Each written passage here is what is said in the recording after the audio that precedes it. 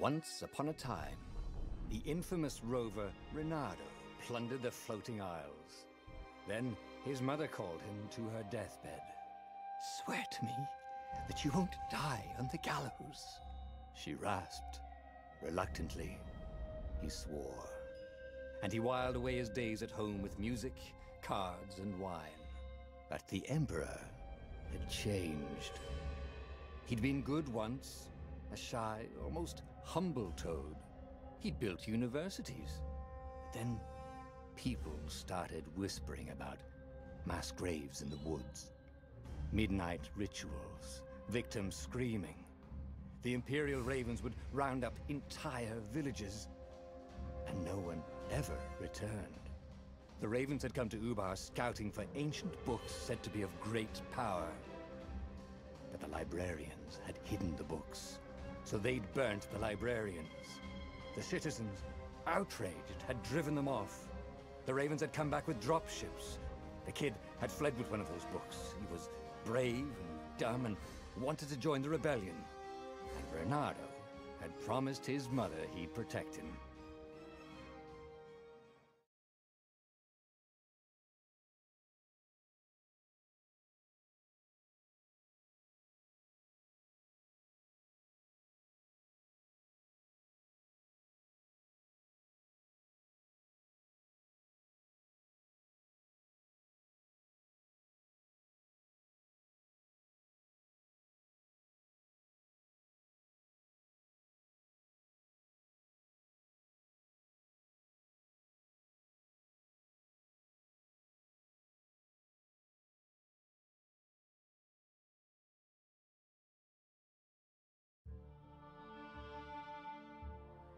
The kid was looking down, watching his city burn. "Sorry, kid," Reynardo told the kid. "Look, if we give them the book, they'll leave you alone." "My mother died for this book!" "I promised her I'd protect you." "Oh, damn it." The kid had run off. With the book, of course. So Reynardo had to run after him.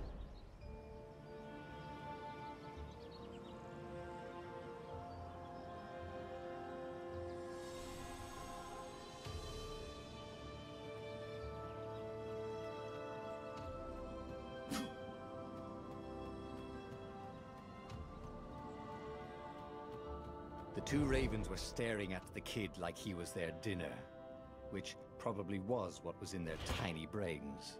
"Hey," Reynardo said. They cocked their heads at him. "Pick on someone as ugly as you." Wait, that didn't come out right. "For the Emperor!" The ravens cawed and rushed at him.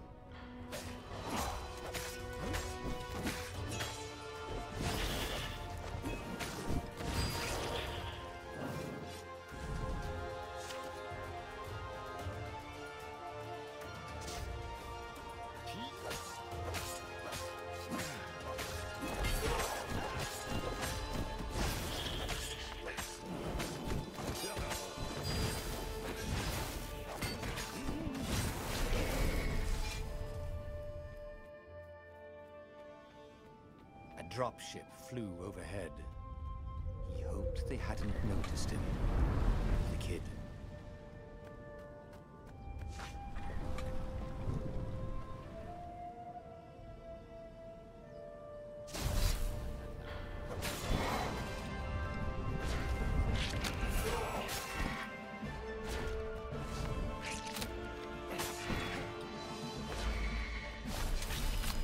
Oh, right. The Gate of Heroes. Someone's idea of a joke, making the Skyship docks a gated community. You needed a hero's sword to open it. And the kid was on the other side of the gate. Who let you through? Promise me you'll take the book to the rebels, or I'm gonna steal your ship. I'm not taking that damn book anywhere, and neither are you. Try and stop me, laughed the kid. I bet you don't even have a hero sword. And with that, the kid hopped away. Had to hand it to the kid. He was an idiot, but he had guts. Where was Reynardo going to get a hero sword?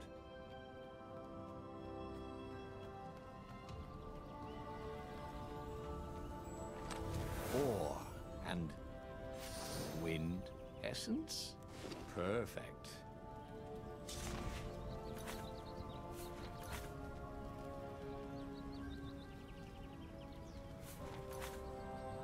A hero sword. QED.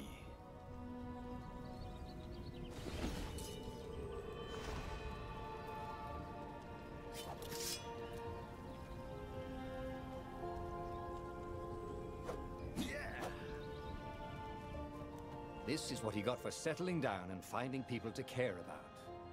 The kid's mum had been a swell cook, and she'd laughed at Reynardo's jokes, even when he didn't know he'd made one. And then the ravens had come to burn her.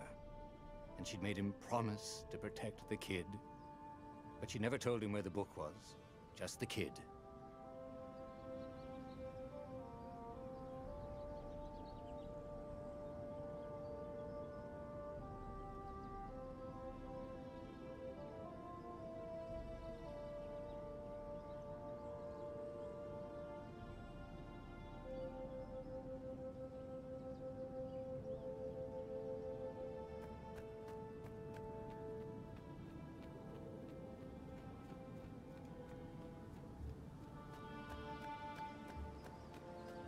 He came up to a ledge.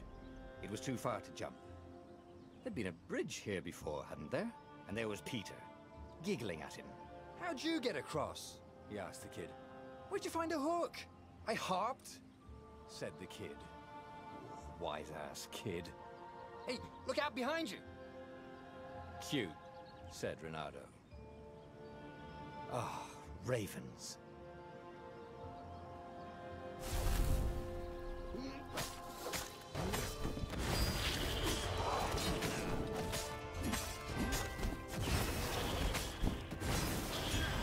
It was time to talk some sense into the kid. Just hook his way across the ledge and chase the kid down. Thing was, he hadn't used his hook since he'd retired. How had he done it? Maybe if he meditated at that altar there, he'd remember his old skills.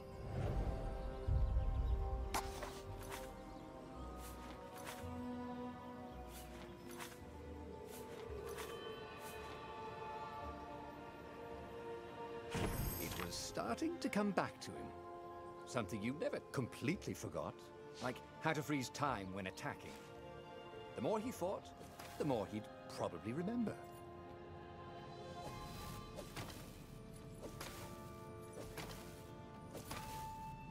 And there was the Farfarer. She was the fastest ship he'd ever known. She could do the Kestra run in 12 furlongs. Oh, so the salesman had told him. And something told him the kid was about to walk into an ambush. Stop! He shouted. I'm not giving you the book! Shouted the kid, and took off. No! Peter! But the kid ran for it, and a goggler nailed him with its ivy.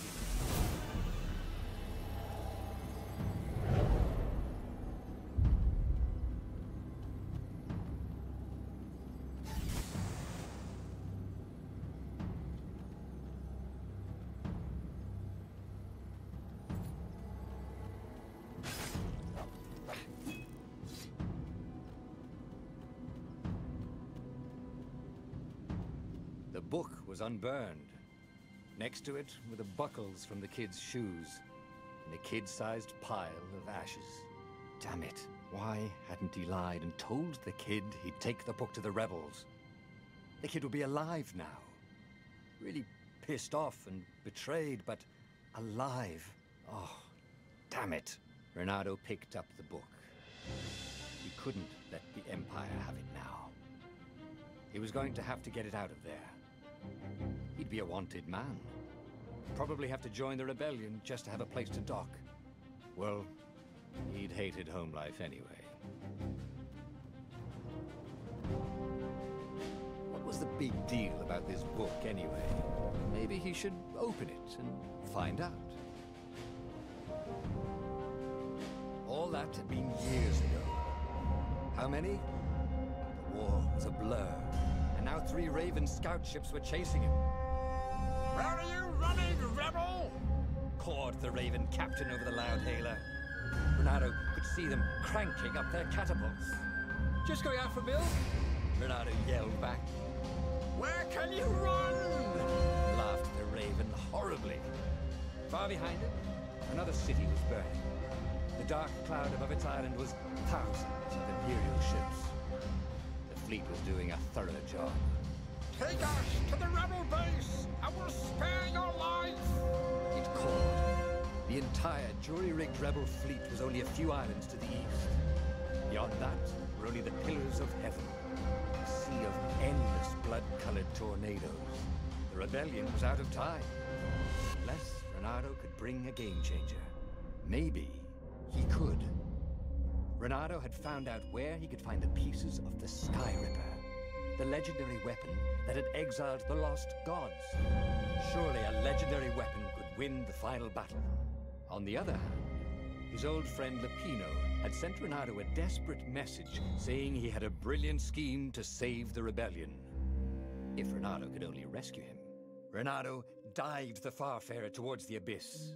As he felt the heat of the jet stream, the Raven ships peeled off, not stable enough to follow him down there. Now it was time to choose. Lapino or the Skyripper?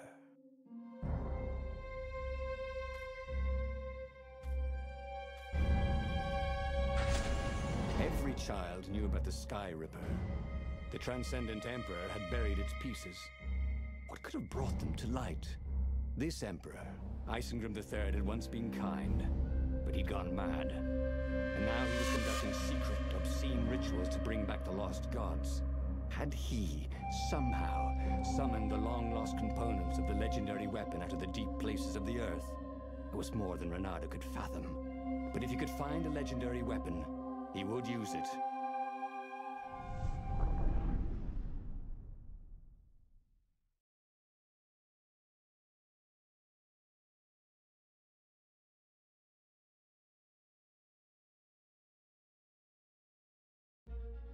As he set foot on the island, Reynardo could not help but feel a tinge of guilt. He'd left Lapino behind. He hoped the Mad Rabbit had somehow escaped the Ravens. He hoped they hadn't eaten him. If they had, he hoped they hadn't eaten him alive. Why had he chosen the Skyripper? Reynardo never made plans that required constant vigilance. He was a hero.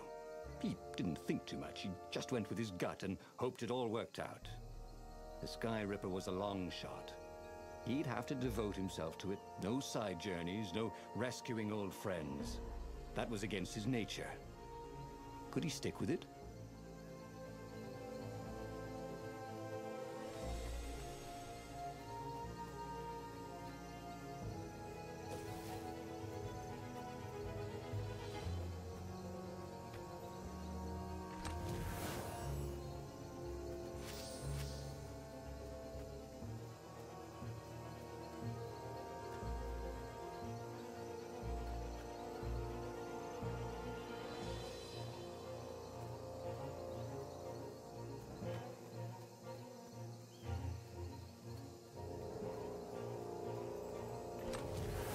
Why would anyone put his slinky collection in a strongbox, thought Reynardo. Are they magic slinkies? Oh, there was something else.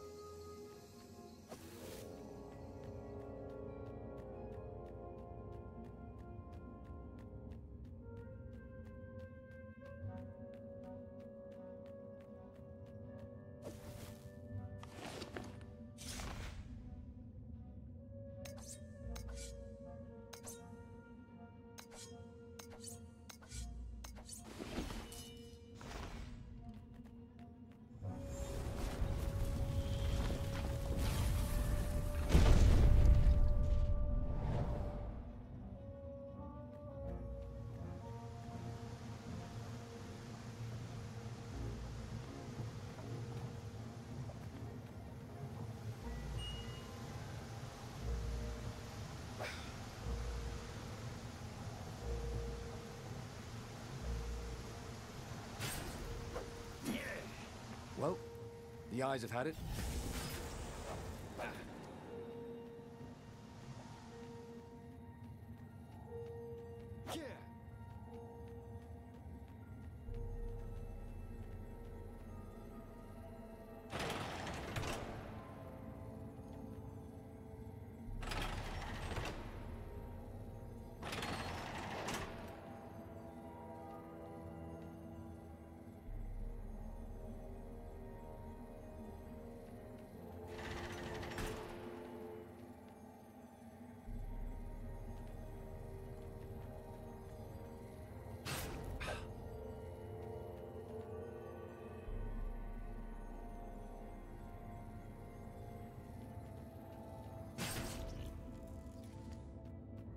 The people who had built this castle, did they even know what monstrous weapon lay hidden within their walls?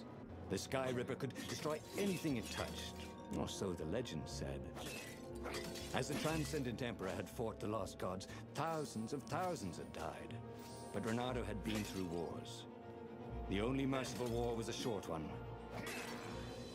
He wasn't that good. Yet.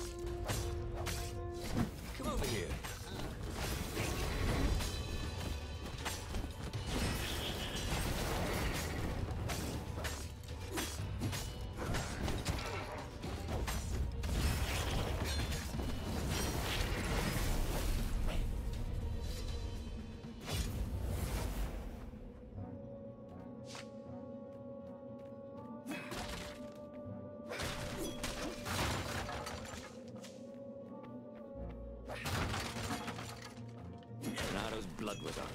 He just needed to smash something.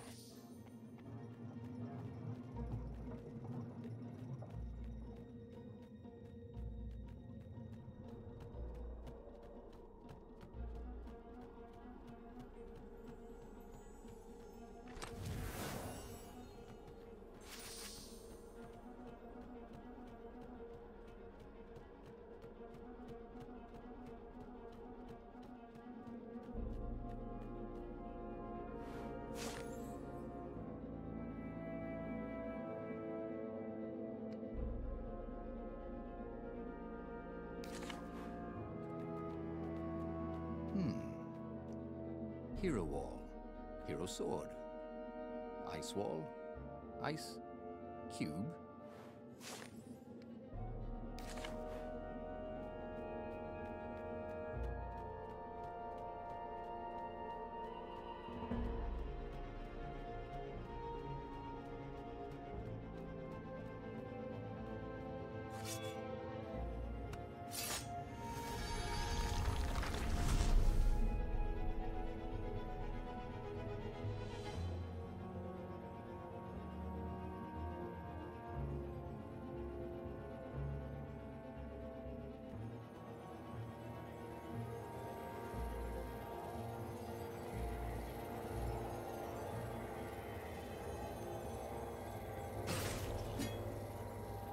Boy, if looks could kill.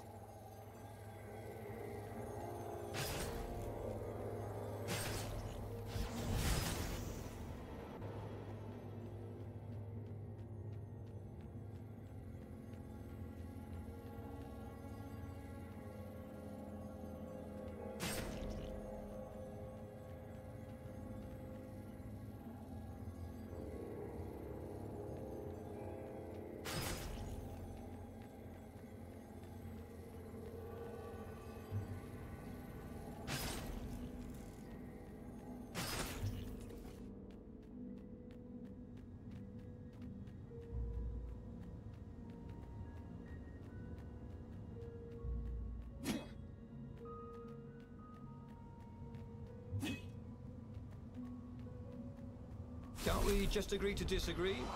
said Renato. No?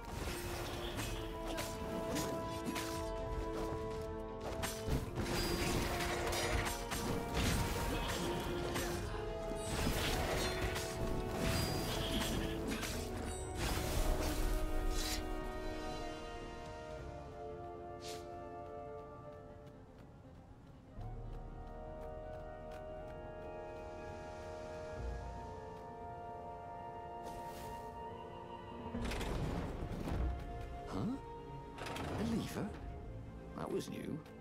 Most people still use doorknobs.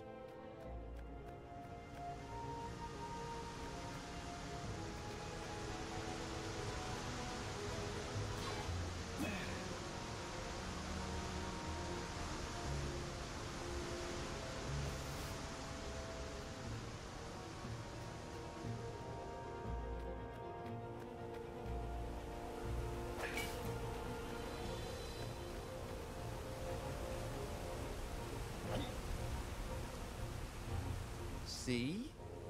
That wasn't so hard.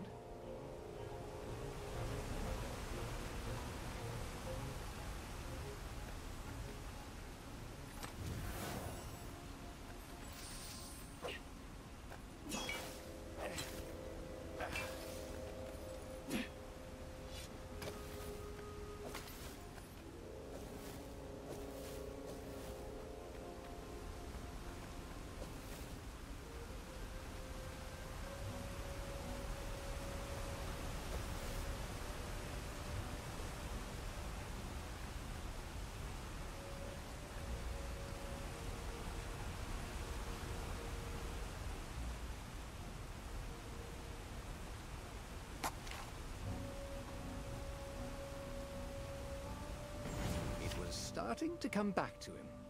Something you never completely forgot, like how to freeze time when attacking. The more he fought, the more he'd probably remember.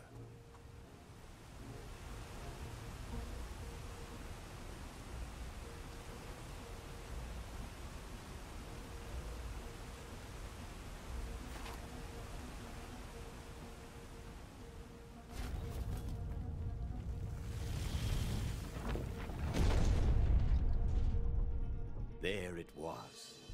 Skyripper's armature. The stuff that dreams are made of. Engineers' dreams, anyway.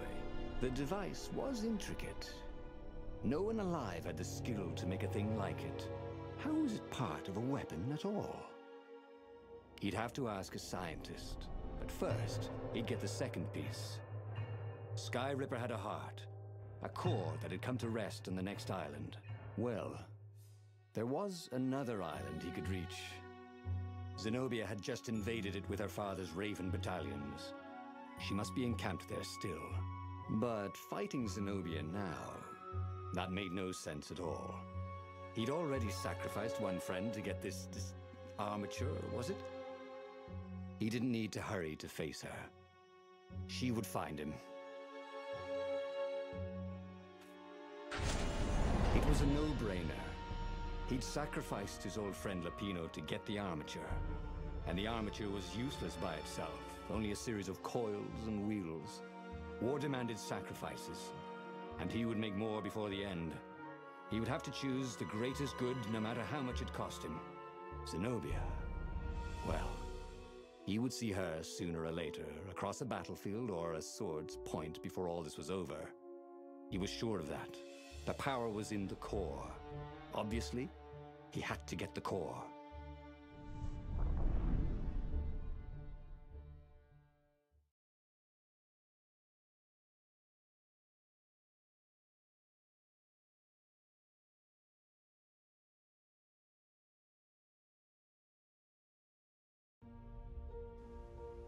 He looked up at the old trees around him.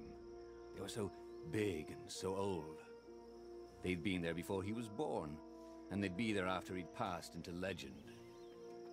Was he confronting his own unimportance? What had got into him? He was no philosopher. Anyway, who cares? He was plenty important. He was a hero, and soon he'd prove it.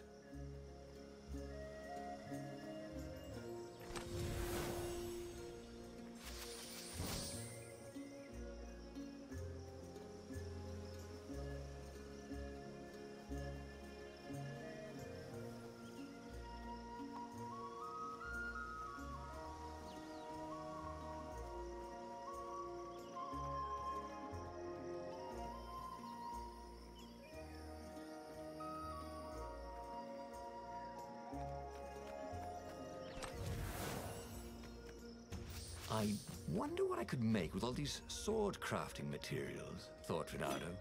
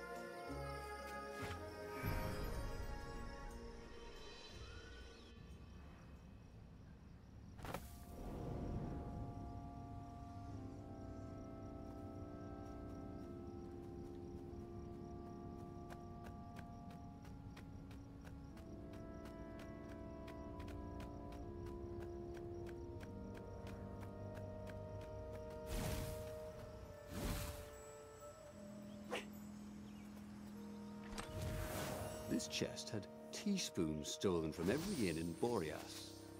Oh, and something more useful. There was something sour in the air. Like the earth had ruptured over something that had been fermenting for a very long time.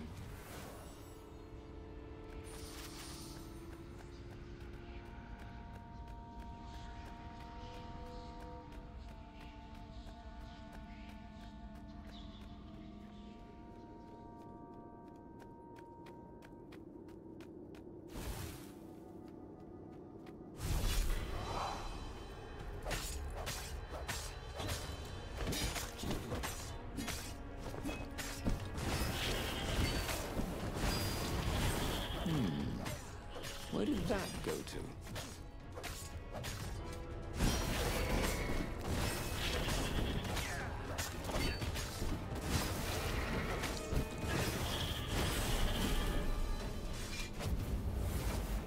There were fewer and fewer trees.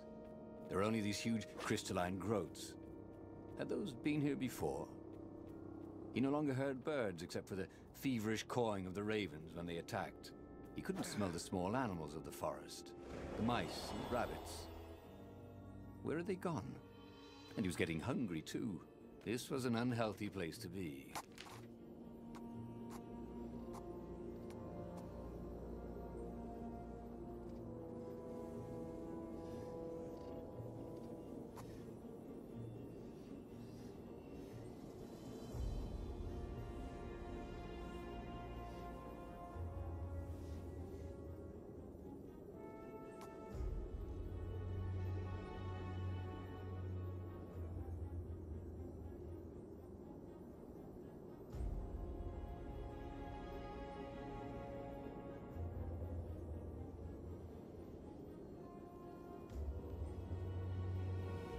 He'd missed his old skills.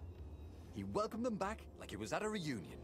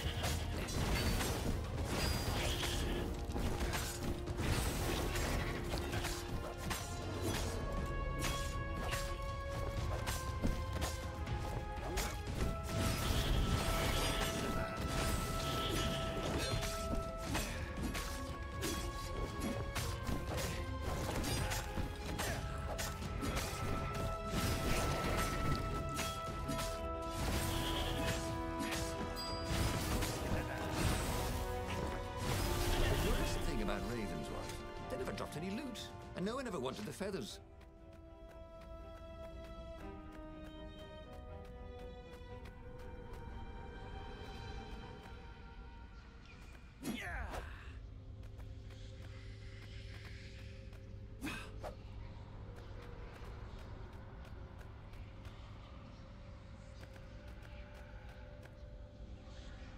The 20-sided core made him feel physically sick. Once he had sneaked into a temple of the dark art, and he hadn't liked what he smelt and saw there. This felt like that. As quick as he could, he wrangled the icosahedron into the armature. The wheels began to spin, then glow. The sick feeling quickly spun away. Now he only felt sad. He had lost good friends for this war apparatus. He carried his prize back to the Farfarer. Now he had to make his next move. There was a key Imperial outpost on the Nexus. If this really was some sort of super weapon, he could use it to wreak havoc on the enemy. And if it wasn't, well, better to know that before the final battle. But maybe he should show it to some scientists first. There was an observatory on the Nexus. Maybe he should go there before he fired it.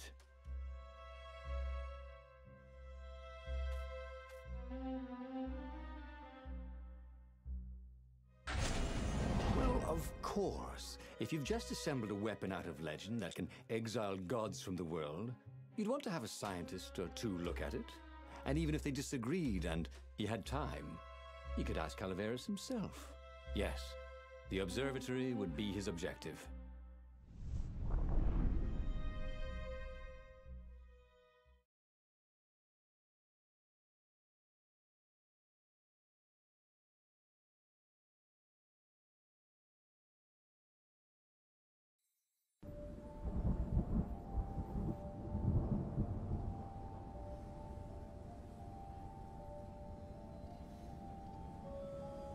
Why had the parts of the Skyripper only surfaced now, thousands of years after the Transcendent Emperor had dismantled it? The mad Emperor Isengrim had performed terrible, bloodthirsty rituals to invoke the lost gods. Was that why these ancient artifacts were rising out of the ground? How perfect, then, that the Skyripper would reappear to be his destruction.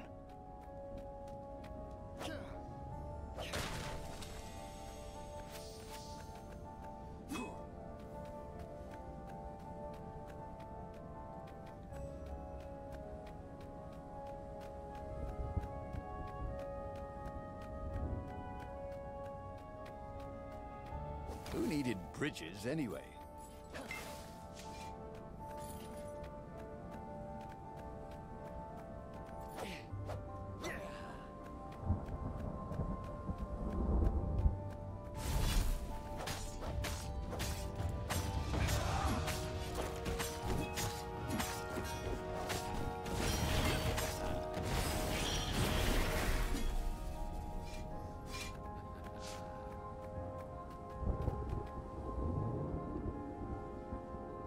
Don't look down, he told himself. Don't look down.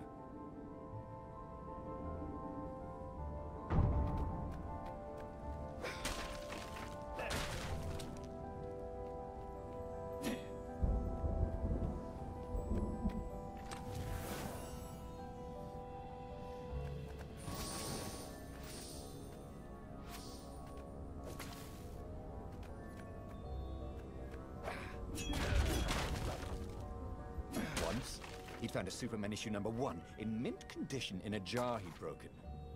He planned to keep breaking things until he had the whole series.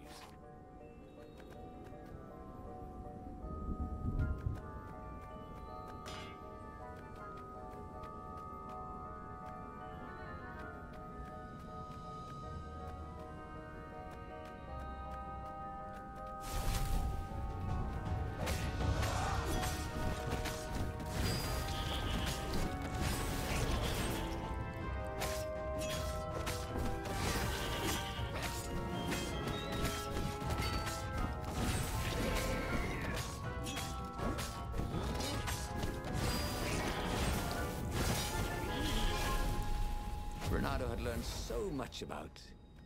Ooh, what was it again?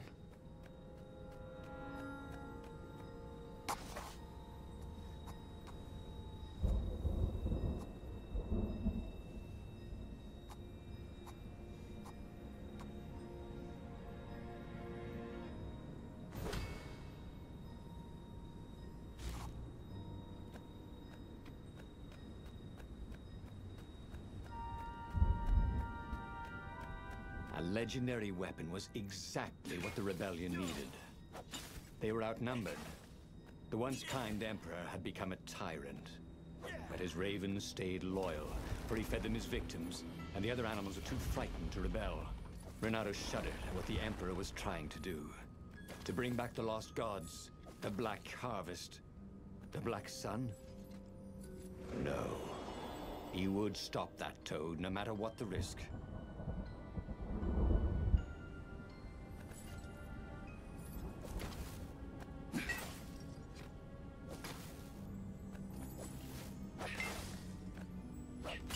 Renato felt a little better.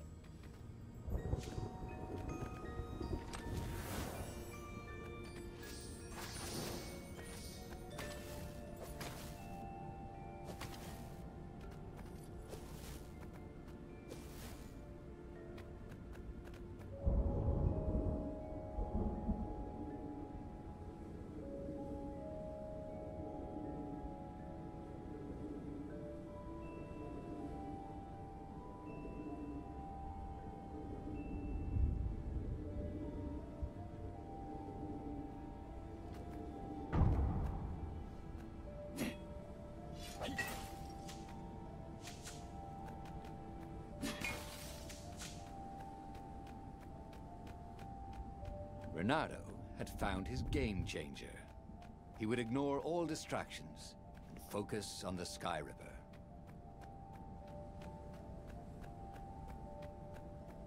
A crafting bench. Renato wondered what he could make with it.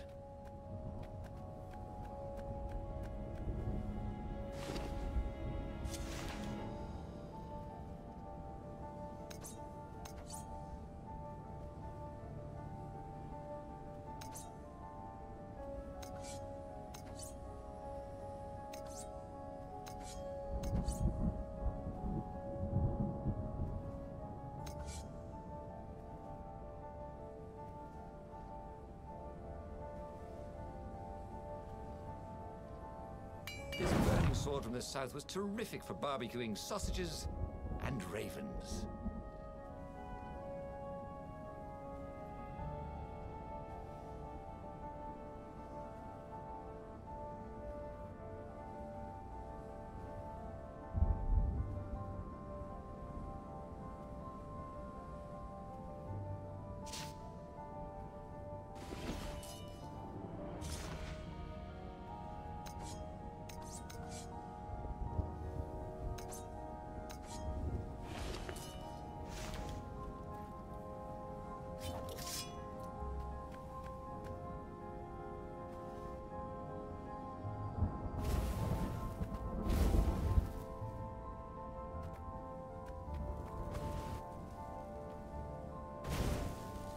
Energy spheres. Easy to dodge, but boy did they sting if you didn't pay attention.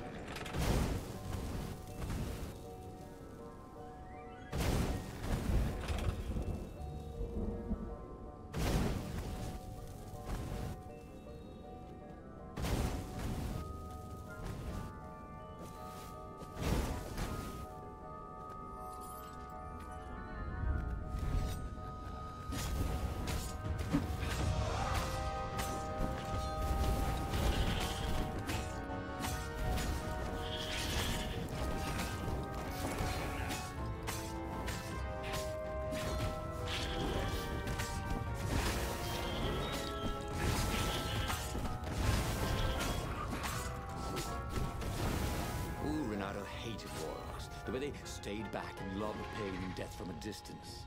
Cowards. Really dangerous, effective cowards.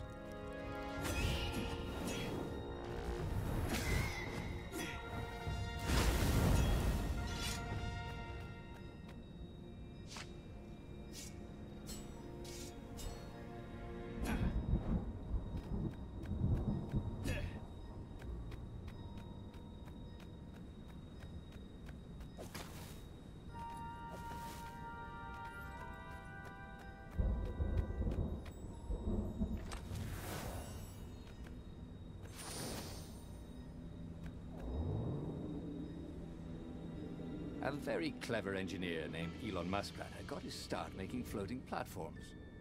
Not many people knew that.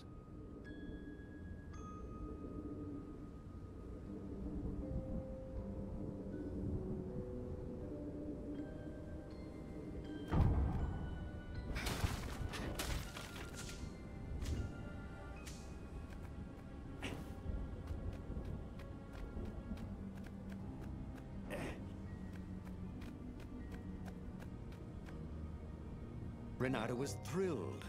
The scientists seemed to think he'd put the Skyripper together right. But one toad was worried. Yeah, the Skyripper could tear a hole in existence itself. There are invisible strings that tie the universe together. If the Skyripper cut one, the hole would widen and widen until our whole existence fell into it. Another toad sighed. Irving still believes in string theory. At least go see Calaveras. Yeah, said the worried toad. He knows more than anyone else has forgotten about the Transcendent Emperor. If anyone could tell him how to use this weapon safely, it would be Calaveras. It was he who had told Renato how to find it in the first place. But maybe he had to give up on using it as a weapon. Maybe he had to go to the secret rebel base and ask the generals there what he could do with a weapon that he dared not use.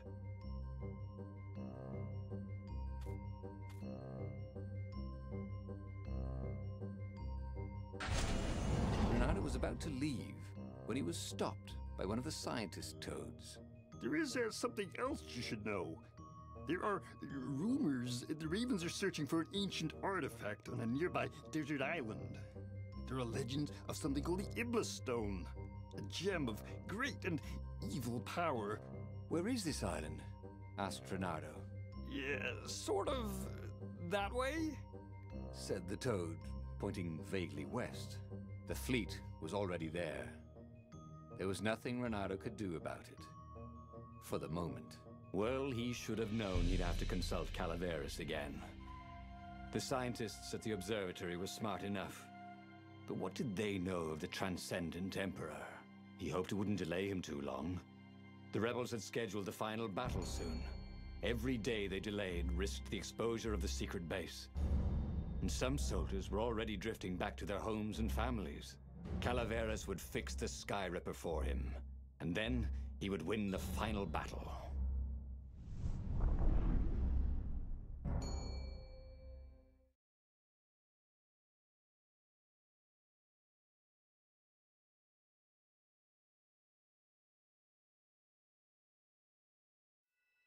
Maybe it was the cold, but after a few steps, Renato's optimism started to slump.